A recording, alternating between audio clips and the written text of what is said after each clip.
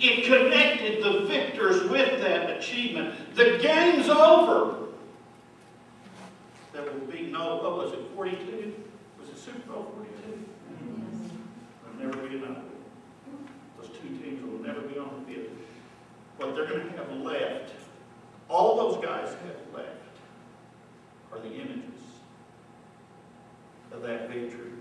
And I'll guarantee you, whenever they look at a piece of video footage, or see that trophy, or slip on that Super Bowl ring, the reality of that moment becomes more real.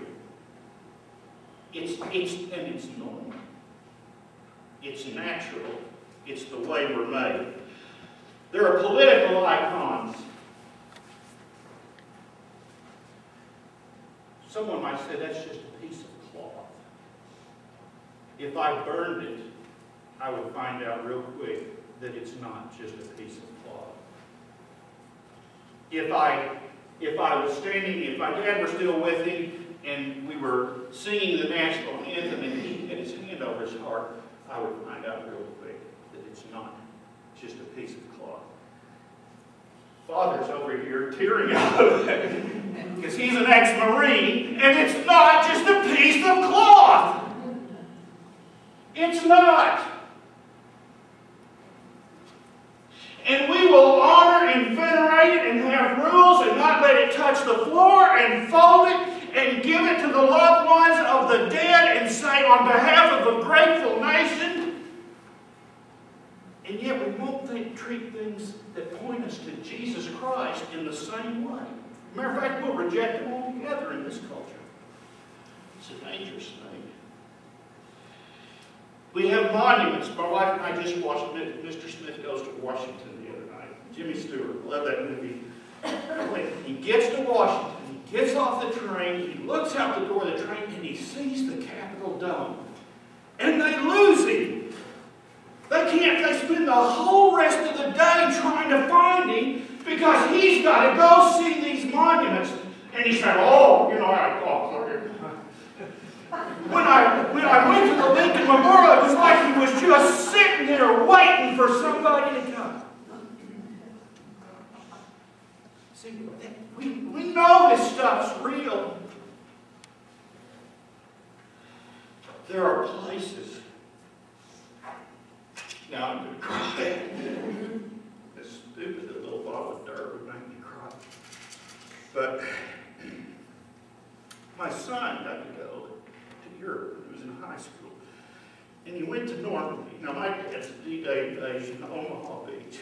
And he got some dirt from the edge of the beach, put it in this camper, and gave it to my dad for Christmas.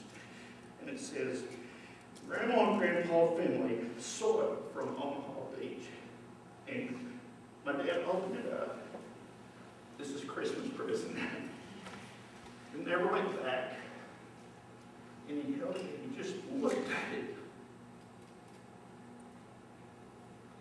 And the girl along beside him, he said, now that's a treasure. It's not dirt. I'm telling you, it is not dirt. Let me talk about another group in our culture.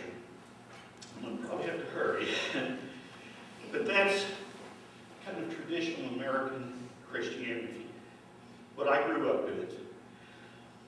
Protestant, evangelical, charismatic, I have a dear love for. So I don't want anything I say to be construed as criticism because I'm not sure I'd even be a believer apart from that experience. You know, on the one hand, they reject the use of icons in worship. But do they really escape man's inherent need for art? I would submit to you that they don't escape it. And let me name for you a few of their icons, their sacred art, if you will. Just give me some names for this.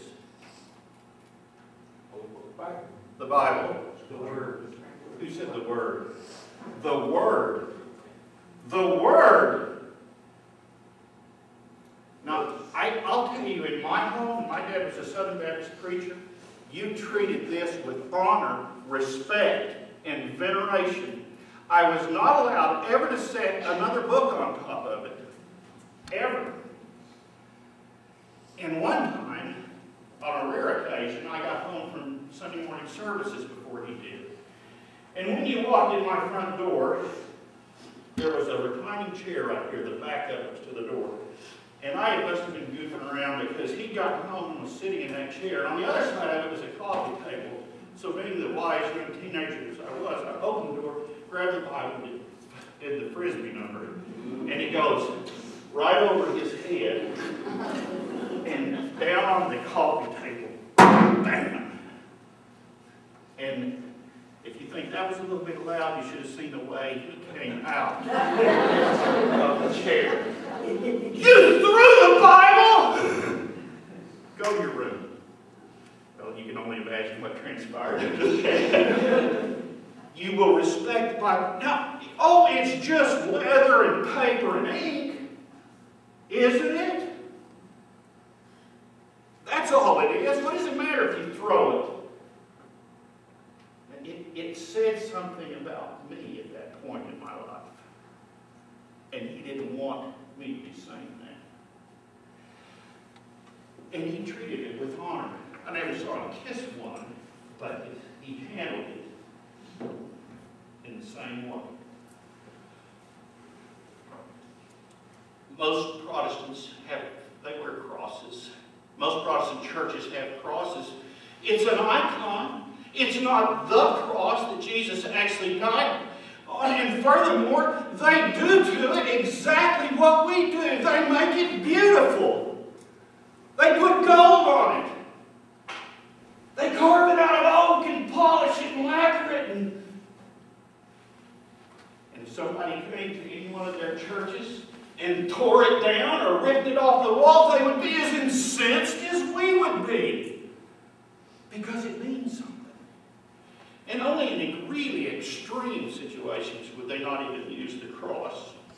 I know of one Protestant group that doesn't use the cross, but that same group has steeples whose towers point to heaven, which is exactly why steeples are shaped the way they're shaped.